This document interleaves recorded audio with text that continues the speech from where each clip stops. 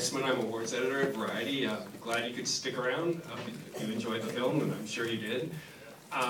It's my pleasure now to introduce the key people from the film, starting with the film's director, J.A. Bayona.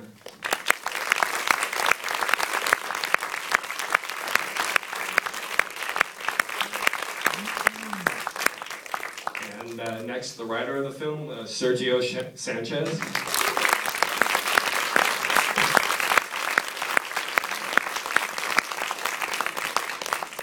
And one of the stars of the film, Tom Holland.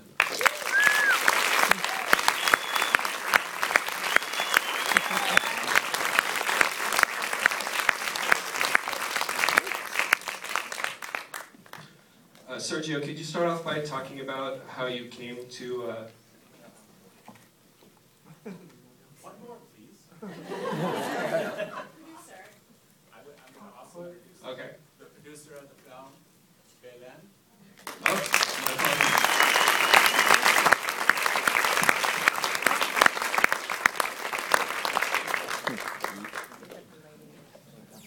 Sergio, sorry about that. Could you start off by talking about how you came to the story?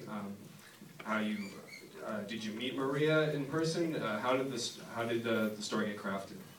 The script. Well, it was actually Belen who listened to the story on the radio. It was a radio broadcast on the third or fourth anniversary. The third anniversary of the tsunami, and Maria came on and told her story. And Belen came to the office with well, she told the story to Juan Antonio first, and then both of them came to me and it's like, do you think there's a movie here? And we had just tried to make another movie that fell apart, and I was like, okay, we couldn't get that movie made. How the hell are we going to make a movie of this scope? And so we traveled to Barcelona, and we met with Maria. And it was a long conversation. I remember I took a notepad, and then just when I looked at her the first time, it's like, I'm not going to take notes. I'm just going to listen. And it was 3.5 hours, and everything just stuck in my brain. I mean, it was such a vivid story, and she was wonderful to me. And afterwards, it was first a 40-page treatment, then 6 months of rewrites, and we got it. And what was hardest to crack about this story in terms of making it a working script?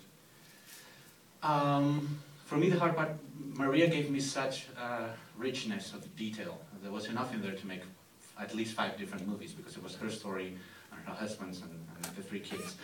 So basically the most difficult thing was finding a structure and finding why we wanted to tell the story and who were we making this story for. And for me the important thing was to tell a tale of survival that would not leave outside all the people who weren't as lucky as this family. So it was all about ending the film with Maria having some other woman's name written in her arm, and Lucas taking off the orphan tag, and Henry looking at that list on a paper with a little note saying we're at the beach.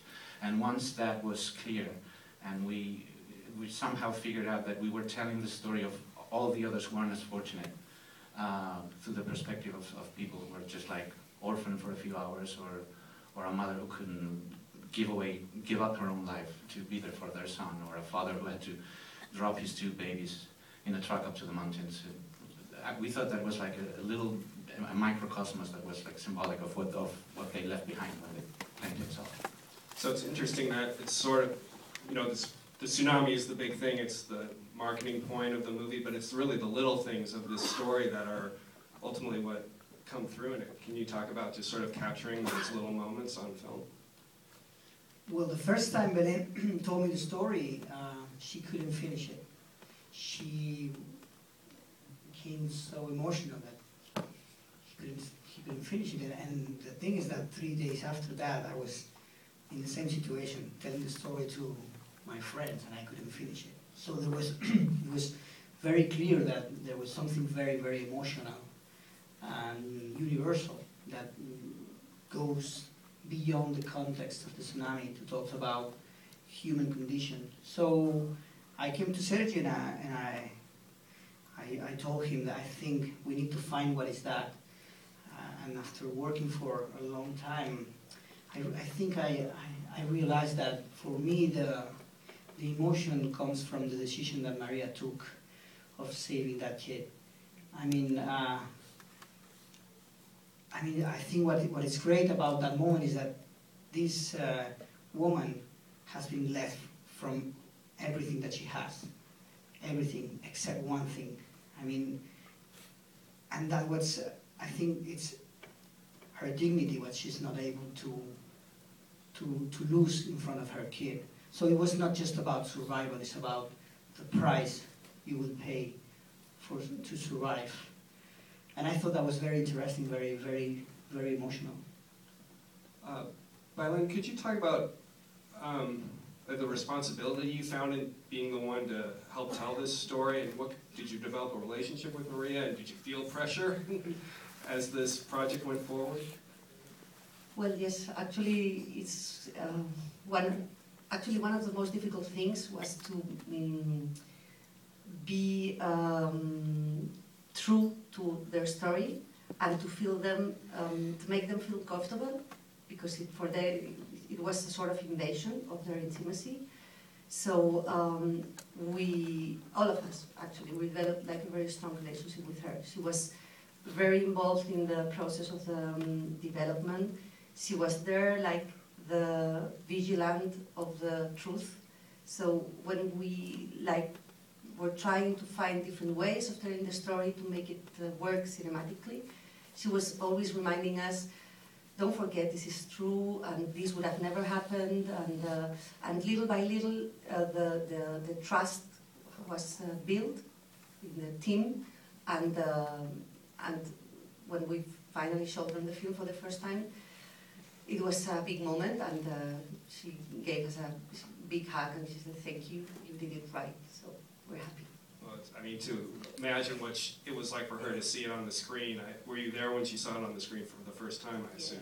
Yeah. And what kind of... We were extremely nervous. For us, it was like the first big test for the film. So it was her and the kids and her husband, all of them. Tom, can you talk about how you came to be on the film, what the process was like for you?